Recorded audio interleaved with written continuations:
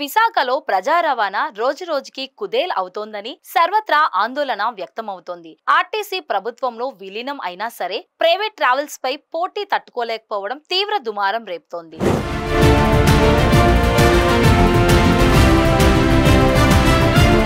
సాక్షాత్తు ప్రజా రవాణా శాఖ ఆర్ఎం కార్యాలయం ఎదురుగానే ప్రైవేట్ ట్రావెల్ కార్యాలయాలు కార్యకలాపాలు నిర్వహిస్తున్నా పట్టించుకున్న నాదుడే కరువయ్యాడు. గతంలో ఆర్టీసీ అధికారులు ఆర్టీఏ ట్రాఫిక్ పోలీసుల సాయంతో ప్రైవేట్ ట్రావెల్స్ మీద దాడులు చేసి కేసులు పెట్టేవారు. కానీ ప్రైవేట్ ట్రావెల్స్ యాజమానులు ఎలా బతుకుతారులే అనుకున్నారో ఏమో గాని ఆర్టీసీ అధికారులు లైట్ తీసుకుంటున్నారని పలువురు మండిపడుతున్నారు.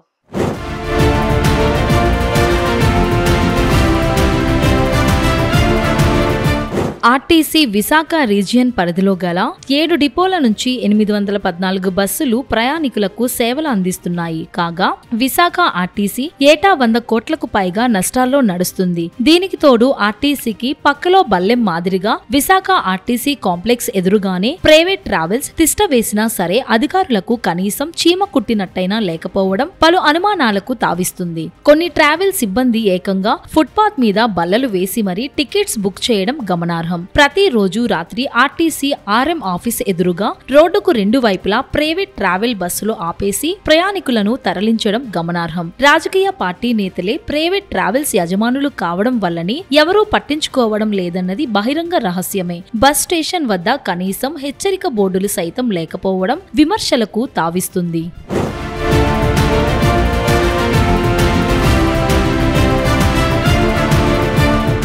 వాస్తవానికి ప్రతి ఆర్టీసీ బస్ స్టేషన్ కి 3 కిలోమీటర్ల పరిధిలో ఎక్కడా ప్రైవేట్ ట్రావెల్ బస్సులు నిలపకూడదన్న నిబంధనలు ఉన్నాయి. కానీ పలు ప్రైవేట్ ట్రావెల్ బస్సులు దశాబ్దాల తరబడి ఈ నిబంధనలు ఉల్లంఘిస్తున్నా సరే పట్టించుకున్న నాదుడే కరువయ్యాడు. ప్రజా రవాణా శాఖ కార్యాలయం అధికారులు, ఆర్టీసీ డిపో మేనేజర్లు ప్రైవేట్ ట్రావెల్స్ దందా అరికట్టే చర్యలు చేపట్టకపోవడం $1 మిలియన్ ప్రశ్నగా మిగిలిపోతోంది. ప్రతిరోజు పగలు రాత్రి అన్న తేడా లేకుండా ప్రైవేట్ ట్రావెల్ బస్సులు దూర ప్రాంతాలైన హైదరాబాద్, విజయవాడ, గుంటూరు, శ్రీకాకుళం తదితర ప్రాంతాలకు నిత్యం అధిక సంఖ్యలో ప్రయాణికులను ప్రైవేట్ ట్రావెల్ బస్సులు తరలిస్తూ ఆర్టీసీ ఆదాయానికి గండి కొడుతున్నా సరే ఉన్నతాధికారులు, రవాణా శాఖ మంత్రి కూడా పట్టించుకోకపోవడం పట్ల సర్వత్రా విమర్శలు వెల్లువెత్తుతున్నాయి. ప్రైవేట్ ట్రావెల్స్ నియంత్రణకు స్పెషల్ డ్రైవ్ కొనసాగుతుందని ప్రజా రవాణా శాఖ అధికారి అప్పలనాయుడు పేర్కొన్నారు.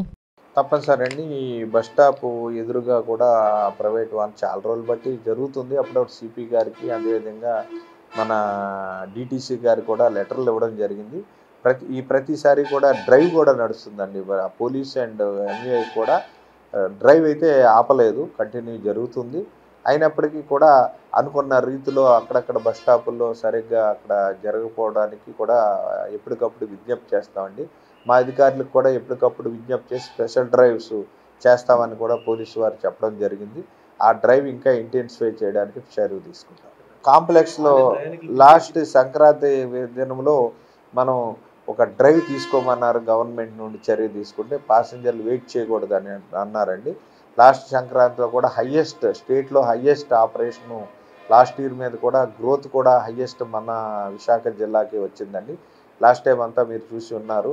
కాంప్లెక్స్లో దిగిన వెంటనే దూర ప్రాంతాల నుండి వచ్చే ప్రయాణికులు ఉన్నారు. హైదరాబాద్, విజయవాడ, రాజమండ్రి వచ్చిన వాళ్ళందరికీ కూడా ఇమీడియట్గా బస్సులు ఒక్క 5 మినిట్స్ 10 మినిట్స్ కూడా వెయిటింగ్ లేకుండా క్లియర్ చేసామండి. ప్రైవేటు వాహనాలకు ఎటువంటి అవకాశం ఇవ్వకుండా మాకున్న పరిధిలో డే అండ్ నైట్ కూడా చర్యలు తీసుకొని అధిక ఆదాయం కూడా లాస్ట్ ఇయర్తో కంపేర్ చేసినా అధిక ఆదాయం కూడా ఈ జిల్లాకు రావడం జరిగిందండి. ఇంకా ఇలాంటి స్పెషల్ అకేషన్లో శ్యామలమ్మ జాతర మొన్న జరిగింది, పార్వతీపురం జాతర జరిగింది, అదేవిధంగా మాడుగుల జాతర జరిగింది, మోదకొండమ్మ పాడేరు జాతర. ఈ జాతర కూడా మేము స్వయంగా పర్యవేక్షించి ఎటువంటి వాహనాలు ఎంటర్ అవ్వకుండా మేము పూర్తి స్పెషల్స్ నడిపి ఎక్కువ ఆదాయం ఆర్టీసీకి వచ్చేలాగా, ఆదాయం ఆర్టీసీకి వచ్చిందంటే ప్రజలకు వచ్చినట్టే. ఈ రకమైన ఎటువంటి సౌకర్యాలు, అదేవిధంగా బస్ స్టాపుల్లో కూడా టైమింగ్ బోర్డ్స్ కూడా ఈ మధ్యకాలంలో పెట్టడం జరిగిందండి.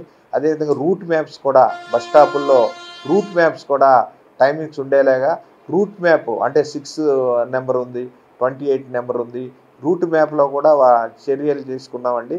ఈ జీఎంఎంసీ వారు బస్ స్టాపులు నిర్మించిన దగ్గర కూడా ప్రతి బస్ స్టాప్ది కూడా రూట్ మ్యాప్ ఆ బస్ నెంబర్లు ఏ అవుతున్నాయో అదేవిధంగా లాంగ్ డిస్టెన్స్ టైమింగ్స్ కూడా పెట్టడం జరిగింది. ముఖ్యంగా ఏంటంటే ఆర్టీసీ సుఖం సురక్షితమైన ప్రయాణం ఆర్టీసీ.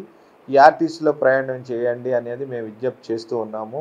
కానీ ఆర్టీసీ బస్సులో కంటే ప్రైవేట్ బస్సు డిఫరెంట్ రీజన్స్లో వాళ్ళకి రేటు తక్కువ ఉండడంలో ఎక్కువ ప్రయాణికులు అటు వెళ్ళిపోతున్నప్పుడు మేము కూడా ఓపీఆర్ఎస్ సర్వీసులు ఉన్నాయి, 1499 కంప్లైంట్లు కూడా మనం చేయడానికి ప్రయాణికులకి అందరికీ చెప్తున్నాము.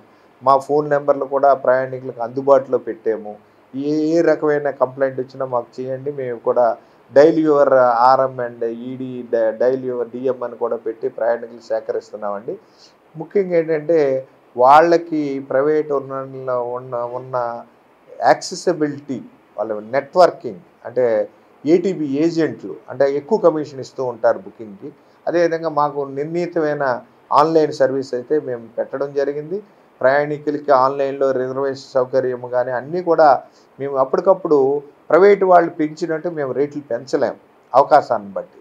అదేవిధంగా అక్కడ నుండి ట్రాఫిక్ లేదంటే వాళ్ళు క్యాన్సిల్ చేసేస్తారు, ఫెయిల్ అయిందంటే క్యాన్సిల్ చేసేస్తారు. కానీ మేము అలా చేయలేము.